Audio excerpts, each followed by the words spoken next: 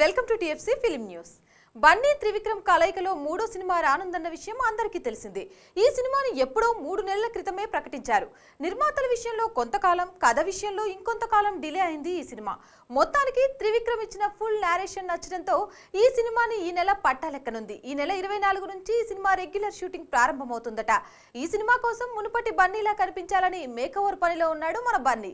Heroine గా పూజా హెగ్దేని తీసుకున్నారు. త్రివిక్రమ్ సినిమాలో ఎప్పుడు ఉండే సెకండ్ హీరోయిన్ ని ఇంకా ఫిక్స్ చేయలేదు. చాలా కాలం నుండి ఈ సినిమా అప్డేట్ కోసం ఎదురు చూస్తున్న బన్నీ అభిమానులకు ఒక బ్యాడ్ న్యూస్, ఒక గుడ్ న్యూస్ వినిపిస్తుంది పరిశ్రమ వర్గాలలో. అదేంటంటే ఈ సినిమా ఫస్ట్ లుక్ రేపు ఉగాది కానుకగా వస్తుందని ప్రచారం జరిగింది.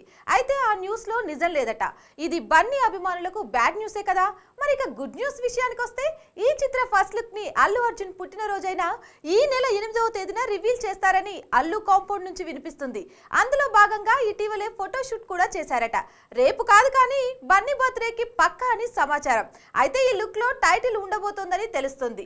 ప్రీ ప్రొడక్షన్ పనులు తుది మెరుగులు దిద్దుకుంటున్న ఈ సినిమాని గీతా ఆర్ట్స్, హారిక అండ్ హాసిని వారు సంయుక్తంగా నిర్మిస్తున్నారు. ఈ మూవీకి సంబంధించి మరిన్ని ఇంట్రెస్టింగ్ అప్డేట్స్ తెలుసుకోవాలంటే టిఎఫ్సి ఫిల్మ్ న్యూస్ ని వెంటనే సబ్స్క్రైబ్ చేసుకోవాలి. మా ఈ వీడియో నచ్చిందా లైక్ చేయండి, షేర్ చేయండి, మీ అభిప్రాయాన్ని కామెంట్ చేయండి.